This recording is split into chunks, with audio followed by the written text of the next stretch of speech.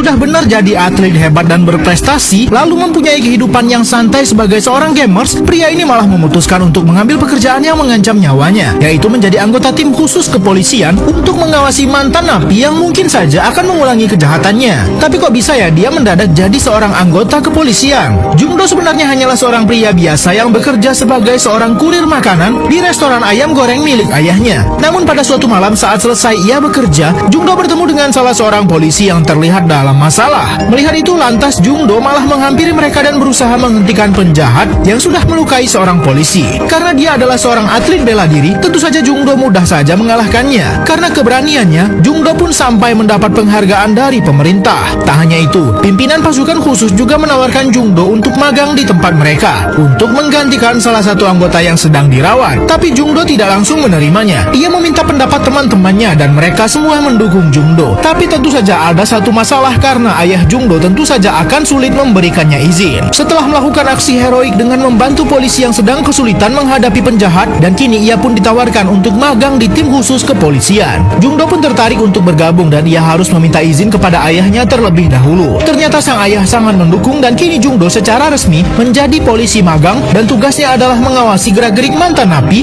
yang baru keluar dari penjara. Semua mantan napi di kota ini dipasangi gelang pelacak untuk mengawasi pergerakan mereka demi mencegah mereka mengulangi kejahatan yang sudah dilakukan. Awalnya Jungdo merasa bosan, namun akhirnya ia menemukan salah satu mantan napi yang mencurigakan karena membiarkan gelang pelacaknya kehabisan baterai dan saat ditelepon tidak bisa terhubung. Untuk mencegah hal buruk terjadi, Jungdo pun ditugaskan untuk memeriksa secara langsung dan menuju ke lokasi mantan napi tersebut berada. Pimpinan juga ikut bersamanya dan Jungdo yakin kalau penjahat itu akan keluar dari jendela selagi pemimpin memeriksa langsung ke dalam. Ternyata benar sekali, mantan napi itu sudah berbuat jahat dengan seorang wanita dan saat akan kabur lewat jendela, Jungdo sudah siap untuk menangkapnya. Polisi magang ini untuk pertama kalinya harus berhadapan dengan seorang penjahat dan untuk kali ini sepertinya sangat mudah baginya untuk mengamankan mantan napi yang mengulangi kejahatannya ini. Dan Jungdo pun sepertinya semakin bersemangat dengan pekerjaan barunya ini. Ia terus mengawasi mantan napi yang dicurigai akan mengulangi kejahatannya. Tapi karena masih terlalu menggebu-gebu, Jungdo sulit mengendalikan emosinya dan hampir saja ia melukai target mereka. Untunglah pimpinan masih sempat mengejar dan menghentikan Jungdo. Sepertinya Jungdo harus masih banyak belajar untuk menjadi anggota khusus kepolisian. Namun pimpinan tidak terlalu mempermasalahkan sikap Jungdo dan malah mengajak Jungdo dan teman-temannya makan malam bersama. Namun saat mereka selesai makan di restoran, anggota di kantor memberikan kabar kepada pemimpin bahwa ada salah satu mantan napi yang mencurigakan karena membiarkan alat pelacaknya kehabisan baterai dan tidak bisa dihubungi. Jungdo dan pemimpin langsung menuju ke lokasi terakhir penjahat ini terlacak. Keberadaannya semakin sulit ditemukan karena ternyata penjahat itu sudah merusak gelang pelacak miliknya. Lanjut part berikutnya hanya di